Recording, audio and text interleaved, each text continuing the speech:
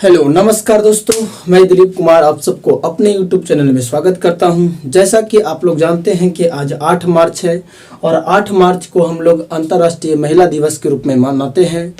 तो आज हम लोग इसी विषय पे बात करेंगे कि अंतर्राष्ट्रीय महिला दिवस क्यों मनाया जाता है, आखिरकार यह दिवस जो है वो सबसे पहली बार कब मनाया गया था, किसके याद में मनाया गया था, कौन कौन सा देश मनाते हैं इसको, कुल कितने देश मनाते हैं, ये सभी फैक्ट्स को आज हम लोग जानेंगे। तो वीडियो में बने रहें शुरू से अंत तक।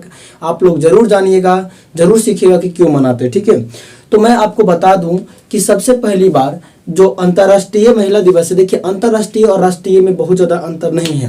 अंतर्राष्ट्रीय कहने के मतलब होता है कि पूरे वर्ल्ड यानी पूरे विश्व उसको मनाता है। ठीक है, और राष्ट्रीय कहने के मतलब होता है जिसको केवल एक देश मनाता हो। जैसे अगर हम बोलेंगे राष्ट्रीय महिला दिवस तो इसमें केवल एक देश का बात होगा। जैसे कि हम लोग जानते हैं कि राष्ट्रीय महिला दिवस जो है भारत में अपना 13 फरवरी को मनाया जाता है, जो कि सरोजिनी नायडू के जन्मदिन के अवसर पर मनाए थे, हम लोग उसकी यादों में मनाते हैं। सरोजिनी नायडू का जो जन्म है वो 13 अप्रैल 1879 ईस्वी को हुआ था, जो कि आपका गुजरात एरिया में हुए थे। ठीक है, तो सरोजिनी नायडू के जन्म दिवस पे हम लोग राष्ट्रीय महिला दिवस मनाते हैं, क्योंकि वह जो है अपने देश को आज़ाद कराने में बहुत ज़्यादा भूमिका निभाए थे। ठीक है, और इसी बात को याद रखते हुए महात्मा गांधी ने सरोजिनी नायडू को भारत की कोकिला के नाम से भी उसको बताया था। ठीक है, सरोजिनी नायडू जो है वो स्वर कोकिला के नाम से तो खैर लता मंगेशकर को जानते हैं हम लोग, लेकिन जो भारत की कोकिला है वो सरोजिनी नायडू को जाना जाता है। सरोजिनी नायडू अगर हम नाम लेते हैं तो यह एक ऐसा नाम है जो कि हम लोगों को इसके बारे में बहुत कुछ जानकारी रखना चाहिए। भारत के सर्वप्रथम राज्यपाल, महिला राज्यपाल जो है, जो कि उत्तर प्रदेश की बनी थी, वह यही है श्रीमती सरोजिनी नायडू। ठीक है, चलिए अगर हम बात करें कि भारतीय राष्ट्रीय कांग्रेस के सर्वप्रथम महिला अध्यक्ष, भारतीय महिला अध्यक्ष की बात करें हम तो यह यही बनी थी। क्या नाम था इसका? सरोजिनी नायडू, जो कि आपका 1925 ईस्वी के कानपुर अधिवेशन में इसको बनाया गया था। चलिए, लेकिन अगर हम इस बात को अगर ऐसे बताएं आपको कि बताइए भारत के सर्वप्रथम भारतीय राष्ट्रीय कांग्रेस के प्रथम महिला अध्यक्ष कौन थी, तो वो है एनी बेसेंट। ठीक है, एनी बेसेंट। लेकिन अगर भारतीय महिला की बात करेंगे तो हो जाएगा जाकर के आपका सरोजिनी नायडू। ठीक है, तो चलिए आगे हम लोग देखते हैं। तो हो गया राष्ट्रीय, लेकिन अगर हम बात करें अंतर्राष्ट्रीय, international women's day, now we are celebrated to International Women's Day. So let's start our points. अंतर्राष्ट्रीय महिला दिवस जो है वो प्रत्येक साल 8 मार्च को मनाया जाता है। जैसा कि आज आप लोग जान रहे हैं कि आज 8 मार्च है, तो सबसे पहली बात आप लोग को अंतर्राष्ट्रीय महिला दिवस को ढेर सारी शुभकामनाएं। ठीक है, जितने भी हमारे यूट्यूब परिवार में फैमिली जो महिला जुड़ी हुई है उसको तहे दिल से DMC की तरफ से आप लोग को हैप्पी इंटरनेशनल वुमेन्स डे एवं होली के भी हार्दिक शुभकामनाएं। आशा करते हैं कि आप लोग होली सुरक्षित अपने घर पे मना रहे होंगे। ठीक है, तो अपना पॉइंट को स्टार्ट करते हैं। आज है 8 फरवरी, तो सबसे पहली बार देखो हर एक देश में अलग अलग समय पे अंतर्राष्ट्रीय महिला दिवस मनाया जाता था। जैसे अगर हम बात करें तो अमेरिका में 1909 ईस्वी में जो कि 13 फरवरी को मनाया गया था, सॉरी 28 फरवरी को मनाया गया था। ठीक है, अमेरिका में 1909 ईस्वी में यह दिवस जो है वो 28 फरवरी को मनाया गया था 1909 ईस्वी में। लेकिन इसको जो यूएनओ की तरफ से इसको जो मान्यता प्राप्त हुआ वो प्राप्त हुआ 8 मार्च 1975 ईस्वी को। 8 मार्च 1975 ईस्वी को यूएनओ ने कहा कि इस दिवस को पूरे विश्व में मनाना चाहिए, और इस तारीख यूएनओ के कहने के अनुसार यह दिवस पूरे कुल जाकर के 27 देशों में मनाया जाता है, अंतर्राष्ट्रीय वुमेन्स डे। चलिए आप लोग को यह पॉइंट क्लियर हो गया कि कितने देश में मनाया जाता है, तो हो गया आंसर जाकर के आपका 27 देश। ठीक है, अच्छा सबसे पहली बार कब मनाया गया था, तो 8 मार्च 1975 आंसर देना आपको, क्योंकि यूएन के द्वारा जिसका स्थापना आपको जाकर के 24 अक्टूबर 1975 ईस्वी को हुई थी। इसका जो इसमें कुल यूएनओ में जो कुल सदस्य हैं वो 193 देश है। इसका जो मुख्यालय है वो न्यूयॉर्क में है। इसके वर्तमान में जो अध्यक्ष है वो एंटोनियो गुटेरेस है। तो आप लोग को इसके बारे में भी सिखा दिए।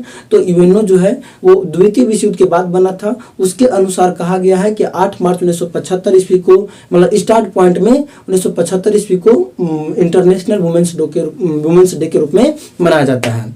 चलिए अब हम लोग जानते हैं कि इसके और भी कोई खास कारण है या फिर नहीं है। तो देखिए इसके और भी खास कारण बहुत है। जैसे अगर हम बात करें तो क्या हुआ था कि 1917 ईस्वी में क्या हुआ था कि 1917 ईस्वी में आपको जा करके रूस में जो क्रांति चल रही थी 1917 ईस्वी में रूस की क्रांति, उसमें क्या हुआ था कि महिलाओं ने मिल करके अपने मतलब हक के लिए, अपने अधिकार के लिए, अपने देश के आज़ादी के लिए आखिरी फरवरी में, ध्यान से सीख लीजिए, आखिरी फरवरी में यानी जूलियन कैलेंडर के अनुसार आखिरी फरवरी में यह अपना मांग कर रहे थे। लेकिन ग्रेगोरियन कैलेंडर के अनुसार रूस की क्रांति जब आप लोग पढ़े होंगे, यदि नहीं पढ़े हैं तो आप लोग कमेंट कर दीजिएगा, मैं उस पॉइंट पे भी अपना वीडियो बना दूंगा। तो रूस में ग्रेगोरियन कैलेंडर के अनुसार यह तारीख 8 फरवरी था, परंतु जूलियन कैलेंडर के अनुसार यह 8 मार्च था। ग्रेगोरियन कैलेंडर के अनुसार 8 मार्च था और जूलियन कैलेंडर के अनुसार यह फरवरी के आखिरी समय था। ठीक है, तो जूलियन कैलेंडर और ग्रेगोरियन कैलेंडर दोनों के बीच लगभग 13-14 दिन के अंतराल माना जाता है। जैसे अगर हम बात करें तो ग्रेगोरियन कैलेंडर के अनुसार जो क्रांति हुई थी वो नवंबर में मानी जाती है, नवंबर 1917 में हुई थी। लेकिन अगर जूलियन कैलेंडर की बात करें तो यह अगस्त में ही हुई थी। इसीलिए जो 1917 में जो क्रांति हुई थी रूस में, उस क्रांति को अगस्त क्रांति भी कहा जाता है। चलिए, अगर जुलाई क्रांति बात करें तो वो 1830 ईस्वी फ्रांस में हुई थी, जुलाई माह में हुई थी, इसलिए उस क्रांति को जुलाई क्रांति कहते हैं। ठीक है, लेकिन अगर हम बोलेंगे अगस्त क्रांति तो 1917 की जो क्रांति हुई थी उस क्रांति को हम लोग कहते हैं अगस्त क्रांति। लेकिन वो जूलियन कैलेंडर के अनुसार, अगर हम ग्रेगोरियन कैलेंडर के अनुसार बात करेंगे तो वह समय जो है वो आपको जाकर के नवंबर माह में पड़ जाता है। इसलिए अगर आपसे सवाल कभी कोई पूछे कि बताइए रूस की क्रांति 1917 को जो है वो कब हुई थी, तो आंसर हो जाएगा नवंबर 1917 में। परंतु अगर क्वेश्चन को ऐसे पलट के पूछा जाए कि बताइए कि अगस्त क्रांति से आप क्या समझते हैं, तो इसका आंसर कुछ और हो जाएगा। इसका आंसर बन जाएगा आपको जाकर के कि रूस की क्रांति को ही क्या कहा जाता है, रूस की क्रांति को ही आपको जाकर के अगस्त क्रांति कहा जाता है, जो कि 1917 ईस्वी में हुई थी। तो अपना मुद्दा है कि आज अंतर्राष्ट्रीय महिला दिवस के रूप में, तो उसी क्रांति में क्या हुआ था कि सारे महिला लोग अपने हक के लिए एकजुट होकर के सरकार के विरोध में आवाज उठाए थे। तो इस बात को भी ध्यान में रखते हुए अंतर्राष्ट्रीय महिला दिवस मनाने की बात स्वीकृति दी गई थी। और इसका मुख्य कारण यह है कि न्यूयॉर्क में इसका कोई एग्जैक्ट जो डेट है वो मुझे अभी दिमाग से हटा हुआ है, परंतु अगर आप लोग को पता हो तो कमेंट कीजिएगा। लेकिन मुझे जहाँ तक अगर ध्यान लग पा रहा है कि यह लगभग 1930 के आसपास की घटना है।